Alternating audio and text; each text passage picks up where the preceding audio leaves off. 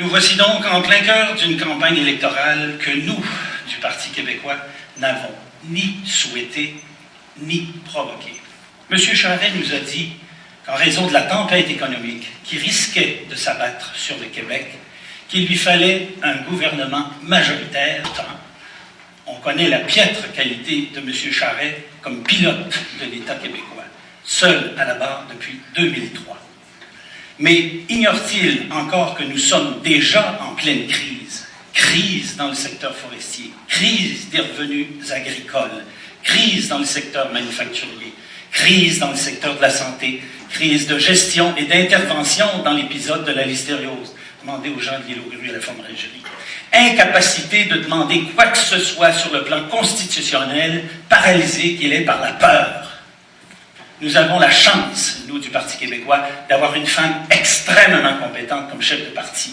On n'a jamais eu d'avancée, et lors d'une seule rencontre avec les avocats de Montmagny, on a réussi à avoir une poignée de main sincère de M. Dupuis, nous disant que le dossier était réglé, qu'il s'en allait au Conseil du Trésor demander des sous, pour qu'enfin le palais de justice de Montmagny soit une réalité régionale. Québec central est une valeur importante pour notre région, et grâce à l'appui de tout le monde, du CLD, de la MRC, du préfet, de la CRI, du caucus de Chaudière-Appalaches, on a réussi à sauver le Québec central d'une mort certaine. Le gouvernement libéral avait acheté uniquement la portion entre la Beauce et Sherbrooke, et on comprend pourquoi.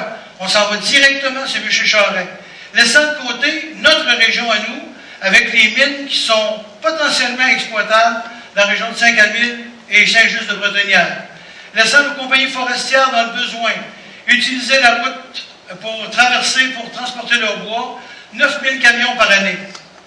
Inconcevable, le Québec central est réglé. Maintenant, le dossier, ça va de le rénover pour qu'enfin on puisse rouler avec le Québec central. Le Montford a été le dossier que j'ai réglé. Et si j'ai décidé de me représenter à ces élections, c'est que j'ai la conviction profonde que je peux contribuer concrètement à la réalisation d'autres projets importants pour Montmagny-Lillet. Nos besoins sont grands et le travail d'un bon député, c'est d'être sur le terrain pour entendre et répondre aux besoins de la population. Concrètement, ce que je veux faire pour Montmagny-Lillet, je vais, en collaboration avec le milieu, me servir des argents annoncés dans les infrastructures pour les 5 prochaines années et faire en sorte que Montmagny-Lillet obtienne sa part. De plus, pour encourager les propriétaires à investir dans leur résidence et ainsi contribuer au roulement du marché de la construction, on va mettre en place un programme de rénovation des résidences principales. Également, si on veut protéger les emplois, il faut protéger les entreprises qui sont les donneurs d'emplois. Je veux travailler à la diversification de notre économie en soutenant les entreprises existantes qui veulent innover et en soutenant le démarrage de nouvelles entreprises innovantes. La diversification se traduit par une mise en valeur de nos ressources forestières, agricoles et minières, par l'implantation d'entreprises de la nouvelle économie comme Purcell Technologies, par l'innovation dans nos entreprises manufacturières traditionnelles, et enfin par le développement de notre industrie touristique. C'est sûr que c'est toujours attirant la politique. Hein? Faut en discuter, il faut s'intégrer dans la politique. Parce qu'à part de ça... Oui, j'ai aimé ça. Bien, il y a une différence entre l'expérience que j'ai ce soir et l'expérience que j'ai eue l'année dernière. L'année dernière, c'était bien sûr, il y a 18 mois où j'étais candidat et cette année où je suis député sortant. Donc, il y a quand même 18 mois de métier, il y a 18 mois où on rencontre des gens compétents dans le domaine qui nous donnent justement cette formation-là. Non pas parce qu'on a des cours de formation, pardon, c'est plutôt parce que l'apprentissage parlementaire se fait au gré du temps et des mois qui passent. Mais ce soir, bien sûr, j'attendais d'avoir des questions un peu plus corsées, des questions avec un peu plus de fond. Donc, c'est quand même un balayage en superficie. Moi, je suis très content du débat. Je pense que tout le monde a fait un bon travail. Vous avez pu passer votre message, d'après vous? Mais écoutez, le message, c'était pas une place pour venir passer un message de parti.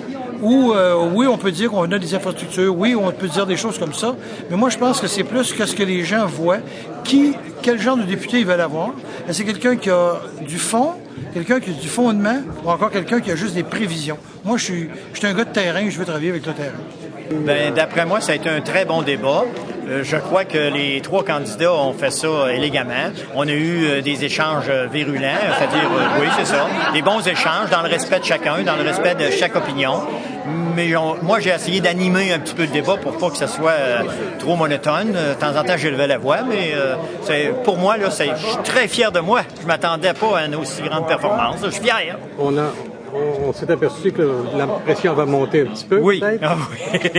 Ça, c'est mon côté passionnel. Hein? J'ai la politique dans les tripes et donc je m'exprime. Je suis très passionné, mais dans le respect toujours des individus. Et évidemment, moi, 2 minutes, quelquefois, c'est juste le temps que ça nous prend pour commencer à énoncer la réponse d'une question qui est parfois très longue et très complexe.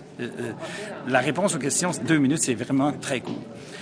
Et on a vu, je ne suis pas le seul à avoir eu on aurait voulu élaborer davantage, je n'ai pas capable. Ça, c'est par contre le temps de réplique, 5 minutes, là, à moi, quelquefois, il y a des redites, puis là, on veut régler des comptes. Est-ce que c'est utile? Enfin, c'est là qu'est le débat entre les 3 candidats. Je déplore le fait, je vous le dis publiquement, que les questions que nous avons reçues, par contre, de la Chambre de commerce, étaient différentes de celles qu'on nous a posées ce soir en public. Ça, c'est un piège. Ça, il faudra qu'on règle ça. Si on s'entend pour qu'il y ait des questions préétablies, il ne faudrait pas qu'on arrive devant le public et les questions ne soient pas du tout les mêmes. Ça embrouille l'honnêteté du débat. Enfin, c'est peut-être la seule remarque négative que j'ai à faire. Et ça, je ne sais pas qui, si ce sont les journalistes ou la Chambre de commerce qui a décidé d'agir comme ça. C'est pas honnête, ça. Parce que moi, j'arrive dans le dossier, j'ai étudié toutes les questions qu'on m'a proposées, et puis j'arrive ici, et puis il y a des questions, évidemment, qui étaient tout à fait nouvelles pour moi.